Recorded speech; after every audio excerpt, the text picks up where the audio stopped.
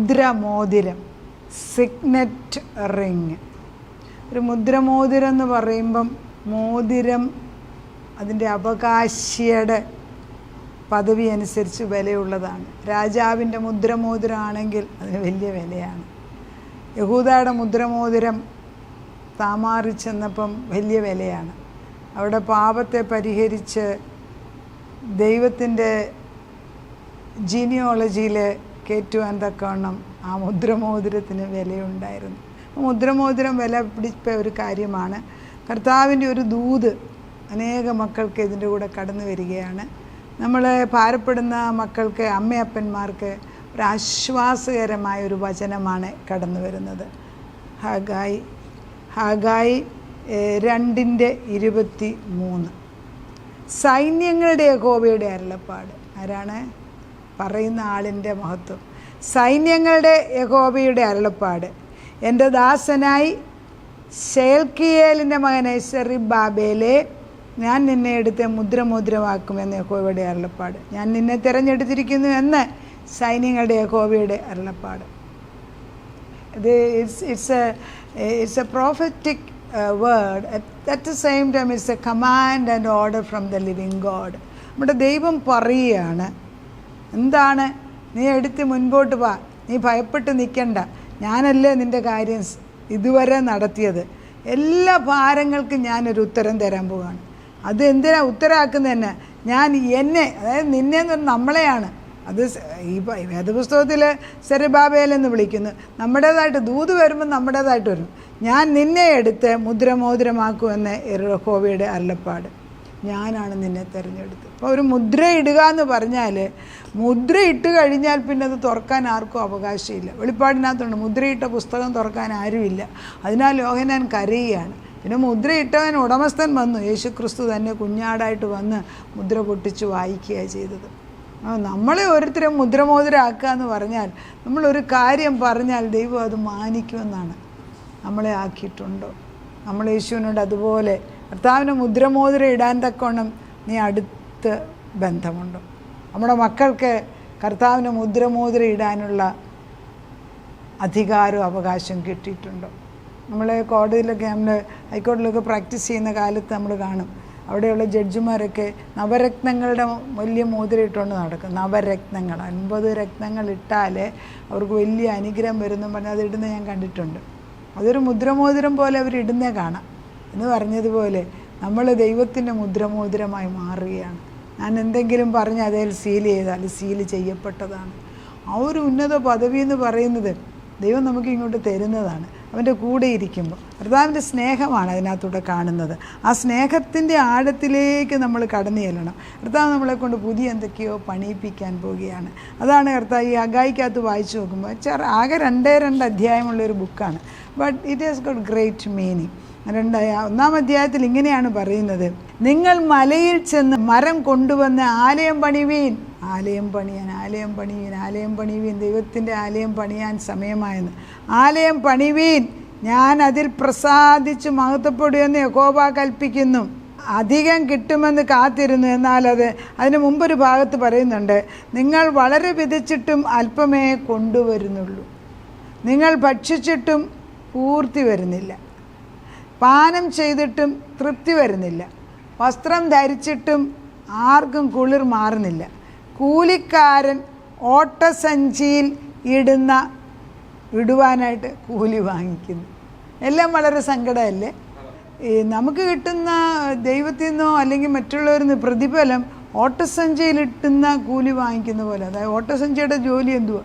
നമ്മൾ ഉണ്ടാക്കുന്ന എല്ലാം സഞ്ചിക്കകത്തോട്ട് ഇടും, പക്ഷേ കുറച്ച് കഴിയുമ്പോൾ അവിടെ ഒന്നും കാണത്തിരിക്കുക. ശരിയല്ലേ? ഈ ശമ്പളം വാങ്ങിക്കുന്നവരെ കണ്ടിട്ടുണ്ടോ? ശമ്പളം കഷ്ടപ്പെട്ട് അധ്വാനിച്ച് ജോലി ചെയ്യും. 30-ാം തീയതി കിട്ടുന്ന ശമ്പളം വരുന്നതിന് മുമ്പേ അതിന് കടം വന്നു കഴിഞ്ഞു. വരുന്നതിന് മുമ്പേ അത് വിതരണം ചെയ്ത് കൊടുത്തു കഴിഞ്ഞു. ഒരിക്കലും അതിൽ നിന്നൊരു മാറ്റിയെടുത്ത് സമ്പാദിച്ച് അതായത് ഒരല്പം ഒന്ന് സൂക്ഷിക്കാൻ ഒരിക്കലും ഒക്കുന്നില്ല. പല പ്രയത്നങ്ങളും അങ്ങനെയാണ് നടന്നിരിക്കുന്നത്. അതുകൊണ്ടാണ് കർത്താവിൻ്റെ ആത്മാവ് ഇപ്പോൾ പറയുകയാണ്, നിങ്ങൾ ഈ അധ്വാനിക്കുന്നതിൻ്റെ പ്രയത്നത്തിൻ്റെ ഫലം കിട്ടാതെ പോയെങ്കിൽ ഞാനത് മാറ്റാൻ പോവുകയാണ്. ദൈവത്തിൻ്റെ ഒരു പ്രൊഫറ്റിക് വേർഡാണ് ഈ കടന്നു വരുന്നത്. ആവശ്യമുള്ളവരെടുക്കുമ്പോൾ അതിനുവേണ്ടി ബന്ധപ്പെട്ട് പ്രാർത്ഥിച്ചെടുക്കുകയും വേണം. പ്രോഫസി കിട്ടുമ്പോൾ ഓർത്തോണം, ദൈവവചനം പ്രോഫറ്റിക്കായിട്ട് ആർക്കെങ്കിലും തോന്നുന്നെങ്കിൽ ഉടനെ യുദ്ധമുണ്ട്, തോറ്റുപോകത്തില്ല, ജയിച്ച് നിൽക്കണമെങ്കിൽ വചനത്തിൻ്റെ അടിസ്ഥാനത്തിൽ തന്നെ നിൽക്കണം. ദൈവം ഇങ്ങനെ പറയുന്നത്, ധൈര്യപ്പെട്, ദേശത്തിലെ സകല ജനവുമായിട്ടുള്ളവരെ ധൈര്യപ്പെട്ട് വേല ചെയ്യുവിൻ. എന്തിന്? ആലയം പണിയാൻ, ദൈവത്തിന് വേണ്ടി. നമ്മുടെ വീട് ഇപ്പോൾ ദാവീദ് ഒരു ഭാഗത്ത് പറയുന്നുണ്ടല്ലോ, എനിക്ക് വലിയ കൊട്ടാരമൊക്കെ ഉണ്ട്, എൻ്റെ ദൈവത്തിന് വസിക്കാൻ ഒരാലയമില്ല. അങ്ങനെയാണ് ദാവീദ് ആലയം പണിയണമെന്ന് വിചാരിച്ച് സാധനങ്ങളെല്ലാം കൂട്ടിച്ചേർത്ത്. അപ്പോൾ നാഥാൻ പ്രവാചകൻ വന്നേച്ച് പറയുന്നുണ്ട്, നീ അല്ല ആലയം പണിയും, നിൻ്റെ മകനാകുന്ന ശലോമോനായിരിക്കും പണിയുന്നത്. അങ്ങനെ പണിയിപ്പിക്കുക തന്നെ ചെയ്തു. ഇവിടെ ദൈവം നമ്മളോട് പറയുകയാണ്, നിങ്ങൾ മലയിൽ ചെന്ന് മരം കൊണ്ടുവന്ന് ആലയം പണിവീൻ, ഞാൻ അതിൽ പ്രസാദിച്ചു മഹത്വപ്പെടുമെന്ന് യഹോവ. ആർക്കോ ദൂതാണ്, സൂക്ഷിച്ചെടുക്കുക. ധൈര്യപ്പെടുക, ദേശത്തിലെ സകല ജനവുമായുള്ളവരെ ധൈര്യപ്പെട്ട് വേല ചെയ്യുവിനെന്ന് യഹോവയുടെ അരുളപ്പാട്. ഞാൻ നിങ്ങളോടുകൂടെ ഉണ്ടല്ലോ എന്ന് സൈന്യങ്ങളുടെ യഹോവ. ആരായി പറയുന്നത്? സൈന്യത്തിൻ്റെ യഹോവ. കർത്താവ് ഇങ്ങനെ ചില സന്ദർഭങ്ങളിൽ യഹൂദരുടെ സിംഹം ഇങ്ങനെ ഗർജിക്കാൻ നോക്കിയിരിക്കുകയാണ്. തൻ്റെ വാക്ക് കേട്ട് വിശ്വസിച്ചിറങ്ങാനുള്ള ബലം നമുക്ക് വരണം.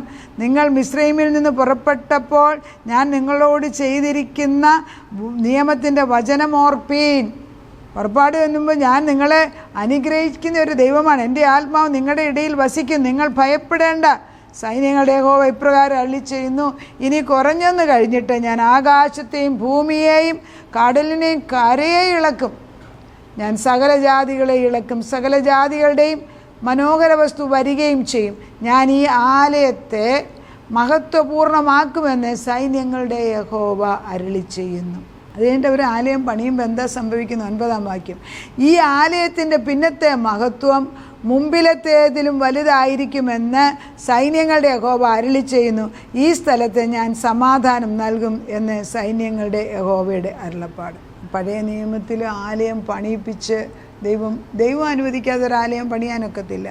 നമ്മളാകുന്ന ആലയം പുതിയ നിയമത്തിൽ പണിയാൻ ദൈവം ഒരു കൂട്ടത്തിനെ ഓൾറെഡി കണ്ടു കഴിഞ്ഞ്, അതായത് ദൈവത്തിൻ്റെ ആത്മാവ് വസിക്കുന്ന കുറേ പേർ ഒന്നിച്ചു കൂടുമ്പോൾ അവിടെ വലിയ അതിശയങ്ങൾ കയറും. അത് കർത്താവ് എങ്ങനെയാണ് ചെയ്യുന്നത്, ഏത് ദേശത്താണ് എവിടെ ചെയ്യുന്നത് നമുക്കറിയാനൊക്കത്തില്ല. പക്ഷെ അവനാണ് പറഞ്ഞത് എങ്കിൽ അവൻ കണ്ടു കഴിഞ്ഞിരിക്കുകയാണ്. നമ്മൾ നമ്മുടെ മക്കൾ മുദ്രമോതിരമാക്കി മാറുകയാണ്. മാറി നിൽക്കുന്ന കുഞ്ഞുങ്ങളുടെ അവകാശം എന്തെന്ന് അവർക്ക് അറിയാൻ വയ്യ. ഒരു ഭാര്യയ്ക്ക് ഒരു ഭർത്താവ് ഒരു മോതിരം ഇട്ട് കൊടുത്തു കഴിയുമ്പം ഭർത്താവിൻ്റെ സകല സമ്പത്തിനും ഭാര്യയ്ക്കും കൂടെ യഥാർത്ഥത്തിൽ അവകാശമുണ്ട്, ശരിയായിട്ടുള്ള വിവാഹത്തിൽ, അല്ലാതെ ചുമ്മാ കാര്യം കാണുന്നത് വേറെ.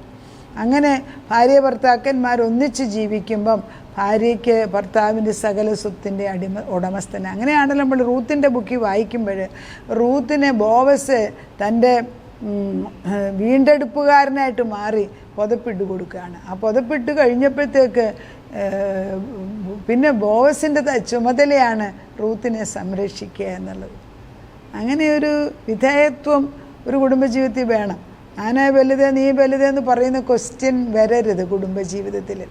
അവിടെ ഭർത്താവിനെയാണ് ഉയർത്തി വെക്കുന്നത് ദൈവമെങ്കിൽ, അദ്ദേഹത്തിൻ്റെ കയ്യിൽ ആ മുദ്രമോതിരം കൊടുത്തതെങ്കിൽ അത് മാനിക്കണം. അതല്ല, ഭർത്താവ് മുൻപോട്ട് വരുന്നില്ല, ഭാര്യയുടെ കയ്യിലെ മുദ്രമോതിരം കപ്പച്ചനിട്ടെങ്കിൽ അതിനും വില കൊടുക്കേണ്ടിയിരിക്കുന്നു. മക്കളിലാണ് അതിലും വില കൊടുക്കും. ഭർത്താവ് ഇന്ന് വാഗ്ദത്തം ചെയ്യുകയാണ്, നിങ്ങൾ ഭയപ്പെടേണ്ട, ഞാൻ നിൻ്റെ കൂടെയുണ്ട്.